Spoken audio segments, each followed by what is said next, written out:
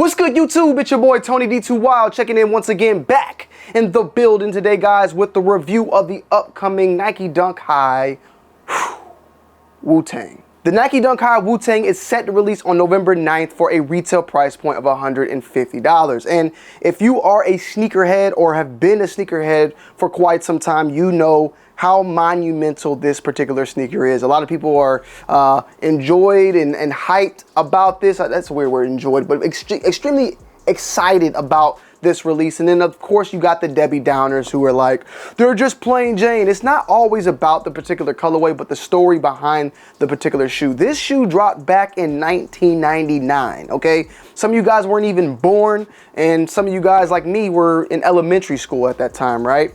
This shoe dropped and was only dropped to 36 pairs, the 36 chambers, right? It was an exclusive friends and family, really just made particularly for people within the Wu-Tang Clan and also people that were within the Killer Bees collaborative group overall. It wasn't something that was just out to the general public. Fast forward to 2024, we are now getting this shoe to the general public, and that is where the excitement is. Wu-Tang, to some people out there, one of the greatest groups of all time.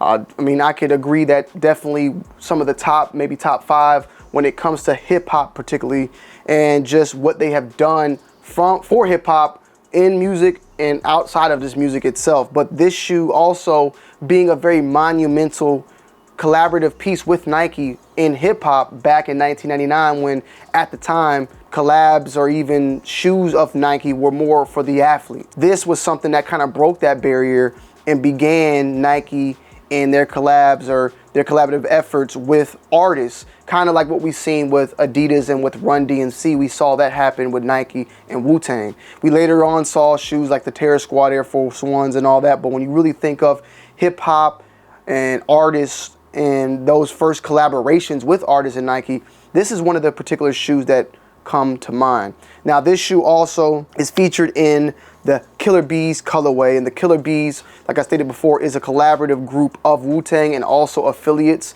and they've dropped albums like The Swarm and so forth, and that is kind of where this overall colorway comes from. On the box it says black/pollen white, and if you guys remember, there was a Jordan 1 Pollen that released, and the colorway of the two very well match up. But I will say, for this is a Nike Dunk High Retro Premium, so you are paying a premium price point at $150, but you could definitely tell that is a premium material Nike Dunk High. It's not your standard. The material has a very nice tumbled leather featured on the blacks and on that Pollen. You also have the embroidered Wu-Tang on the back here. In my personal opinion, I like this one more than the Terror Squad. I hate to compare two great shoes, but just as far as like quality goes, that is one thing that I would like to definitely point out. This is going to be a very big release, I think, overall. RZA has spoken out about it, how excited he is for Nike allowing the world to now have hands on this particular shoe, because at the time it was big for them back in 1999, but now it's going to be big for everyone else. And it is going to be available on sneakers and in select retailers out there as well. Soul Play will have them. I believe will be exclusively at their Lawrenceville location, so just be on the lookout. That is not stamped and co-signed, but it is more so where I think they're going to be headed for that particular release. It will come in a black box, as you see here, 8.5. It has the 10 underneath it, and this is your typical, you know, special edition Nike box featured right there. Does not come with a second pair of laces. Let me confirm, right? Yeah, does not come with a second pair of laces, which I don't think it should have. At the end of the day, it should come how it originally came, which for the most part I've seen it like this. You have the Wu-Tang logo also featured on the tongue, on both tongues. Wu-Tang featured on both of the backs, and you have, of course, this a standard bottom. A lot of people say, you know, what's so special? It's an Iowa dunk and this and that. I get it, but at the same time, it is a collaborative with Wu-Tang. So feel how you want to feel. I think these are extremely dope. We've seen it really pop off with Nike. Now that I even think about this now, like I'm finally thinking, because I'm thinking of Terror Squad, right? And definitely, yes, Terror Squad had their pair earlier. But even before that, Rockefeller did their Air Force One. It was the Air Force One with the Rockefeller logo that dropped like what, 2018, 2019, or maybe 2020. But I remember those dropping, and the price on those were just low. Like, they were extremely low. And I think if you look at that particular shoe now, it's a shoe that dropped and was going for below retail and was sitting at stores everywhere. And it's a shoe now that, like, I think the price point went up like crazy on those out of nowhere. So yeah, I just wanted to look. Rockefeller Air Force One, it released in 2017. It's going for $282 if I want to buy it right now. Retail was $150. Damn, I thought these dropped. Let me confirm. Nice.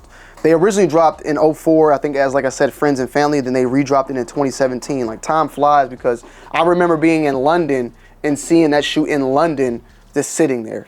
But now it's going for $200. And now I'm not to say like these are going to do the same exact thing, but it's just showing you that like Nike is starting to continue to push out those like specific friends and family sneakers that were going along with hip hop and bringing them to the public eye. Of course, though, Nike Dunk Highs have that flappy dappy. You know, that's just how they typically are. You know, Jordans, that is usually stitched in there. But for the most part, and the Nike Dunk High, even at the time in 1999, was a basketball sneaker, later on brought into the skater world. So this was another monumental push for Nike to bring a basketball shoe into the hip hop world, later on into the streetwear world, where we see it now. So it's kind of like this shoe was a kind of like a beginning of that transition of basketball sneakers and streetwear, you know, colliding once again, and specifically for that Nike Dunk, because beforehand it was really more so on a basketball premise. Definitely people were probably wearing it casually as well, but I think that we've seen a cultural shift for basketball and streetwear colliding and being worn more and more just for streetwear aesthetics rather than just specifically for basketball. And I'm not saying this is the one that popped it off, but this collab itself kind of showed back in 1999 that that was able to be done. And I think overall a very solid shoe, a shoe that I'm adding to my collection for sure. And I'm happy that they did this, and yeah, it's in full effect. On this particular pair though, there is no like WT or Wu-Tang on the box. I did notice on the Terror Squad, I think they had the TS on there, but this one doesn't. Not that it really matters, but it is something just to state there. On the inside, you have black with a yellow Nikes. There's no Wu-Tang label there, but as stated before, you have the Wu-Tang on the tongues as well as on the backs. So it is for sure a collab, but it's just not stated as one on the box or on the insole there. But I think that this logo says enough.